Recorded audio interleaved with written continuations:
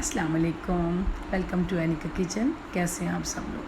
आज हम आप लोगों के साथ शेयर करने जा रहे हैं बेसन की फुल्कियों की रेसिपी। इंतहाई आसान रेसिपी।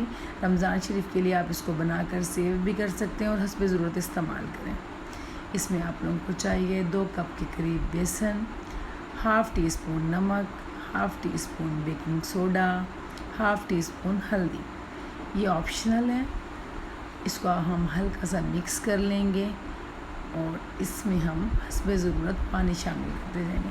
पानी हमने इसमें थोड़ा थोड़ा करके शामिल करना है ताकि इसमें घुटलियाँ या लम्स वगैरह ना बने। हस्बे ज़रूरत हम इसमें पानी शामिल करेंगे ताकि हमारे पास एक स्मूथ सा बैटर जो है वो रेडी हो जाए। आसान रेसिपी है, इसको हम आराम से बनाकर सेव कर सकते हैं। जब हमें ज़रूरत हो तो हम इसको दही के साथ शामिल करेंगे, चना चाट के साथ। ये बहुत अच्छी और जल्दी बनकर रेडी होने वाली रेसिपी है। इस तरह से हमारे पास एक स्मूथ सा बैटर जो है वो रेडी हो गया है। ये ना बहुत ज़्यादा पतला होना चाहिए ना बहुत ज़्यादा थिक होना चाहिए इसको। अब इसकी जो दूसरा मरला है उसमें जो है हम इसमें एक पैन में ऑयल लेंगे और उसको पहले हम हल्का सा चेक करेंगे।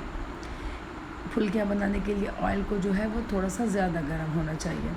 अब हम इस तरह से कोई चम्मच या कोई छलनी या कोई पोना ले लेंगे, उसमें जो है हम अपने फुल्कियों के मिक्सचर को ऊपर डालेंगे और आप इसको ऊपर से प्रेस भी कर सकते हैं। अगर इसके सुराख बड़े हैं तो वो आराम से खुद ही चली जाएंगे इसके अंदर। बस हमने अपने पैन को जो है ना फुल्कियों को पूरे पैन में शामिल करना है। इस तरह से जैसे शावर की तरह हमने इनको शामिल करना है। बहुत जल्दी बन जाने वाली हैं ये।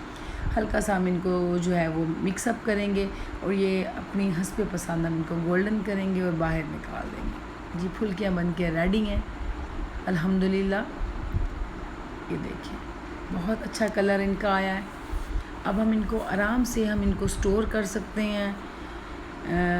जितनी हमें ज़रूरत हो हम थोड़ी देर पहले इसको थोड़े से नीम गर्म पानी में या सादा पानी में हम इसको भिगो दें।